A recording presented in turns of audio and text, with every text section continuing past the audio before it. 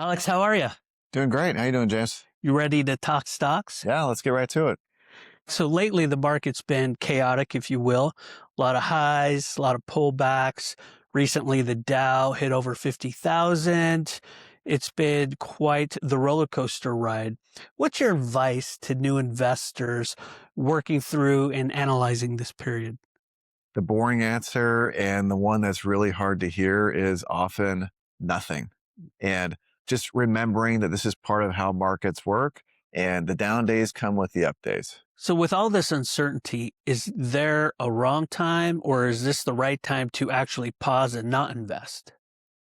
I think when things get crazy, it means that the risk of the market is starting to be a reality check again. If you look back right when the pandemic happened in that year of 2020, the market crashed, and that very bottom was one of the best opportunities within the last decade to actually buy during that period. So reframing your mind of this pullback is happening. I don't necessarily need to change my plan, but keeping in mind there could be opportunities for me to go and buy, that's the right mindset to have. And obviously, catastrophic events can happen and a market can turn from really good growth to down quickly. So it's important to monitor. But when the market's going up, everyone is happy. No one's questioning what they're doing and life is good. But that doesn't mean the risk isn't still there. It's just the feeling of the risk being really present, and that's why the declines start to happen. So it's important that you realize this is just another moment in time of the market. It's more emotional and mental of what people are going through rather than doing any changes to your long-term plan from there. Alex, what are some of the more common mistakes you've seen investors do during uncertain markets? I think there's probably three big mistakes that I see, especially new investors making when the market declines. The first one is very obvious, the classic panic selling. Stock goes down. It's a lot of money I'm dealing with. I feel bad. I sell the stock. We don't want to do that. That's not a right way to approach thinking about stocks. The next one is also the flip side of panic buying of, oh my God, we got this huge opportunity. I'm going to buy immediately. And guess what happens? The stock drops further. So now what do you do? So we don't also panic buy. The final one is listening to tips or advice that you get on social media or other platforms of like, hey, you should go buy this stock. You need to be informed about the stocks that you're buying. And a lot of the stocks that get thrown out there are not ones that you should be interested in. So it's always safe to do your own research before you pick to any recommendations that are out there. So discipline's obviously important. What does that look like for the long-term investor? Disciplined investing looks like sticking to the plan even when the market starts to get choppy, like now. I really advise around passive investing and thinking long term. And what that allows you to do is to not get bothered as much mentally when these pullbacks happen.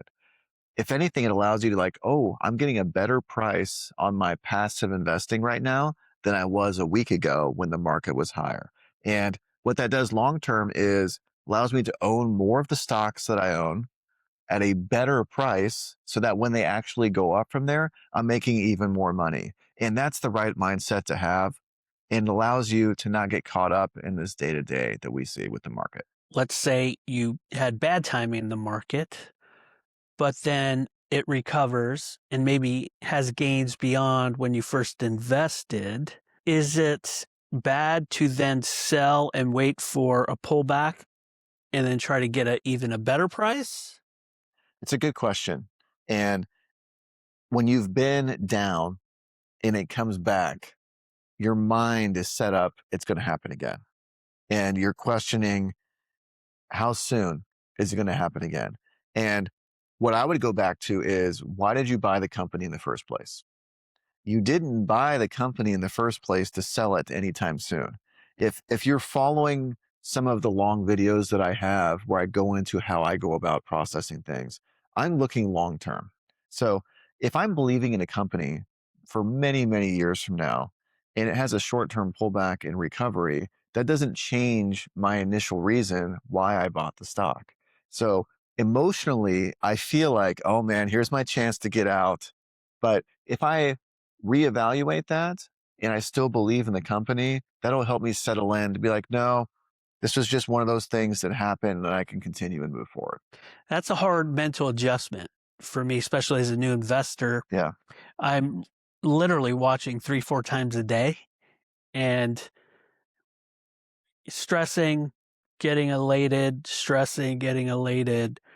Uh, any helpful tools of switching from a short-term focus?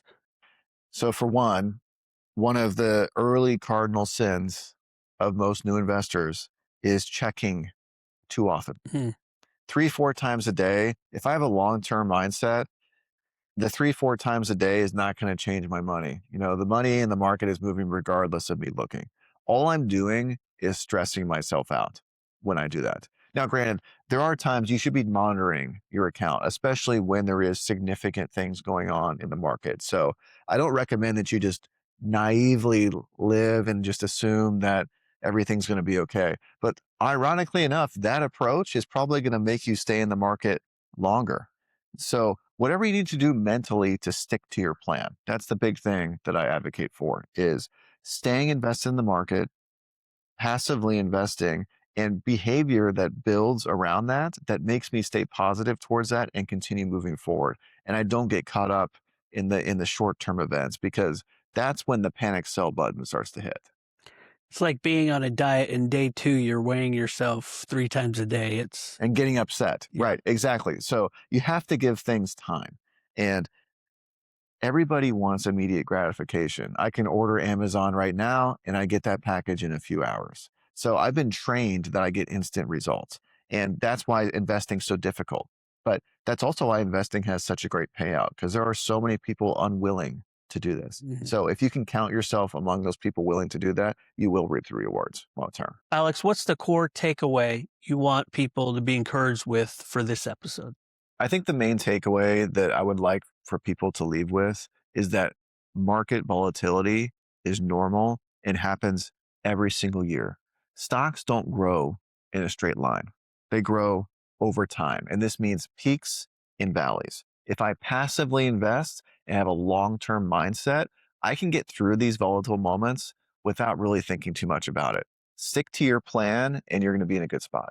I'm excited about the next episode where we address some common fears of being too late, maybe too late in just investing in general, but also too late given what's happening in the market. Maybe they feel like they missed a record high or an opportunity. Absolutely. Because ironically enough, those two fears are some of the key drivers that get people interested in investing in the first place. I'm excited.